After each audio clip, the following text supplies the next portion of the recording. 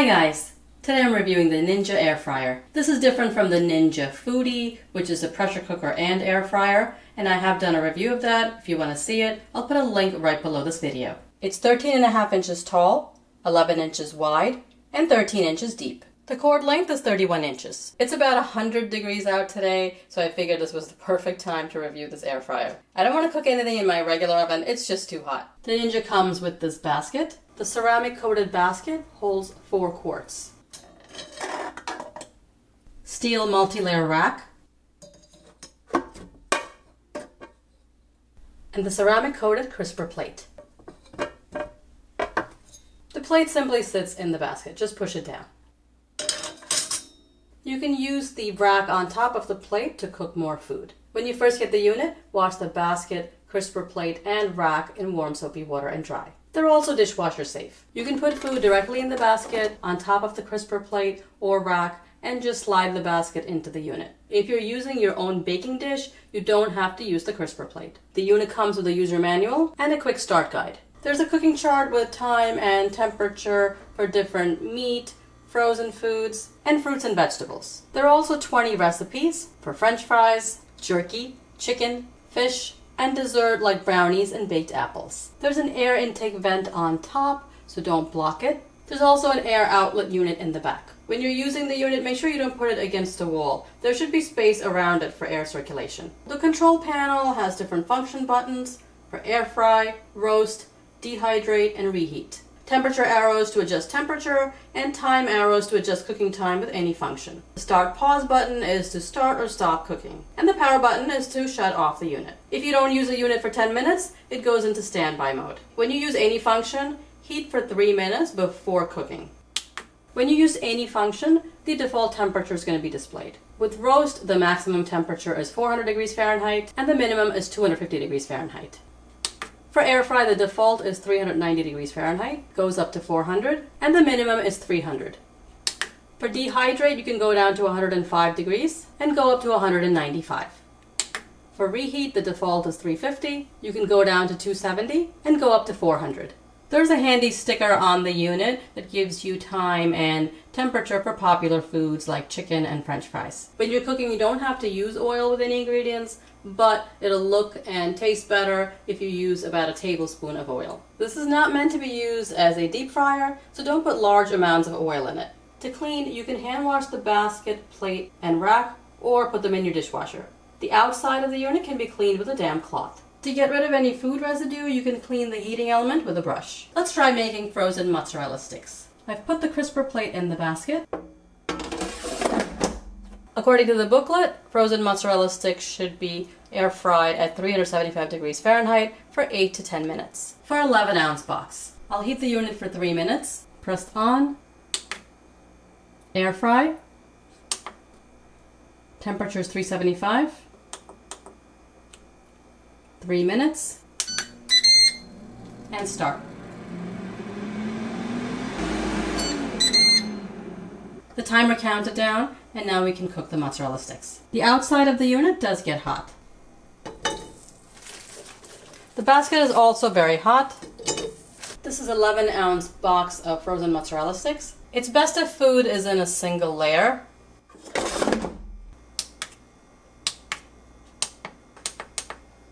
I've set it to air fry at 375 degrees in 8 minutes.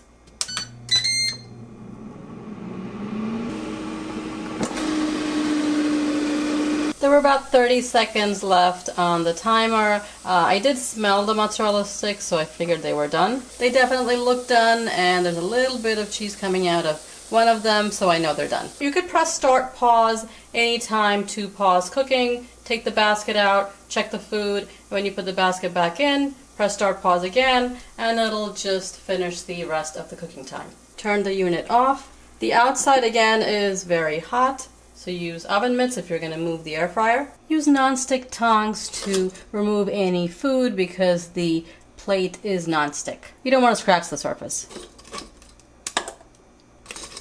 All of them are intact except for 2 with the cheese oozing out. They're perfectly cooked and crispy. So mozzarella sticks are done in 7 minutes. There's some crumbs and grease on the plate. I'll wash it off and next we'll make French fries. Wait till the plate cools down to remove it. It does pull straight up. For French fries, it's recommended to cut the potatoes into thin sticks, about 2 inches long. Since my potatoes are very long, I'm just going to cut them in half. And that's about 2 inches. I'm using 1 pound of peeled russet potatoes. I've soaked the potatoes in cold water for 30 minutes. Drain them and pat them dry with paper towels.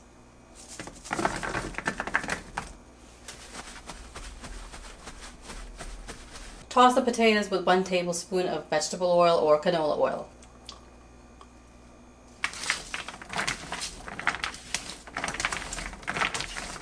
I've put the crisper plate in the basket. I'll heat the unit for 3 minutes. 390 degrees. It's done preheating. Now we can put the fries in the basket.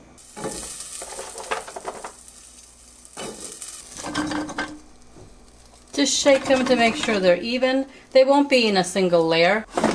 Halfway through cooking, you can shake the fries or toss them with tongs. Air fry the potatoes at 390 degrees for 20 to 25 minutes. I'll set the timer to 22 minutes.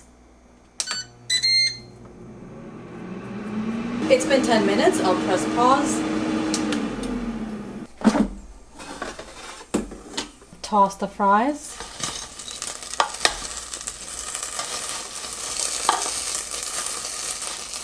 You can see the fries on top were golden brown.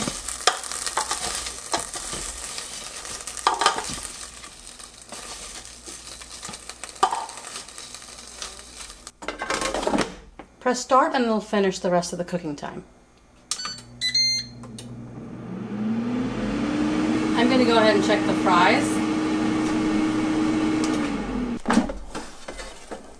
I'll turn the unit off since the fries are done. So that was about 18 minutes. If I keep cooking these, I think they're going to get too dark.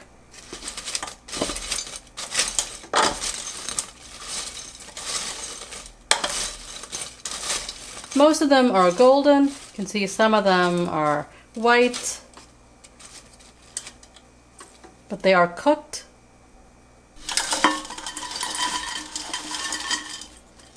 A little salt.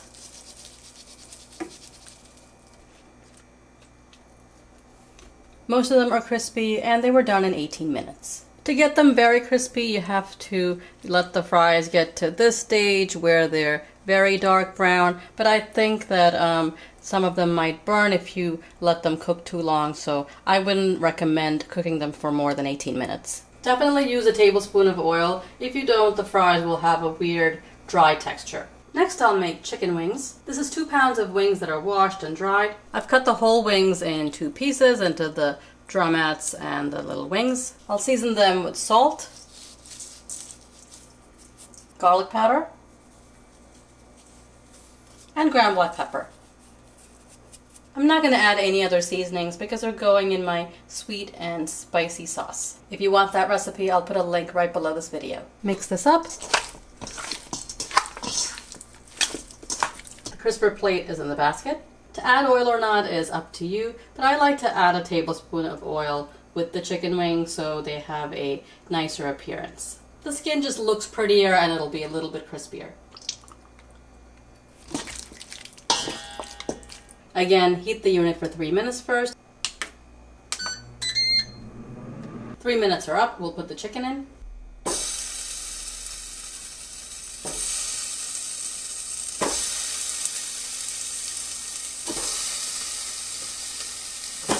We'll cook them for 22 minutes and I'll toss them halfway.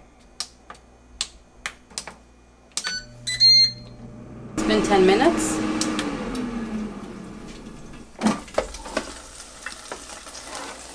You can see the chicken is getting golden brown on top. The ones on the bottom are white.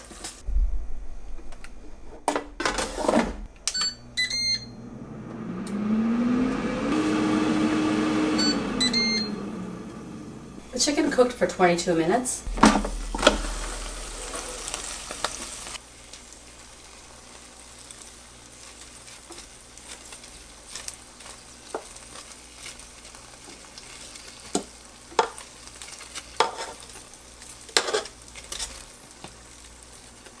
They're all golden brown on at least one side.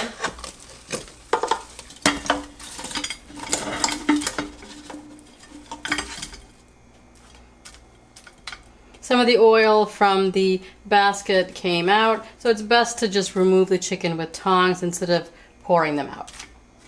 The chicken is cooked and it's pretty tasty too.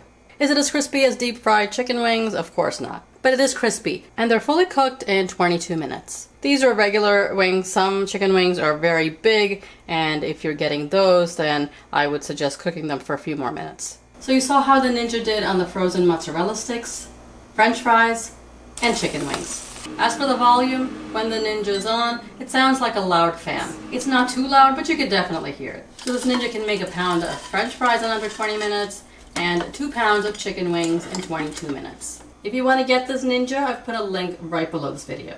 If you're interested in comparing it to other popular air fryers, I will include a list of the reviews I've done right below this video. As always, I hope you found this review helpful. If you did, give it a thumbs up and subscribe for more reviews. I'll see you next time. Thanks for watching.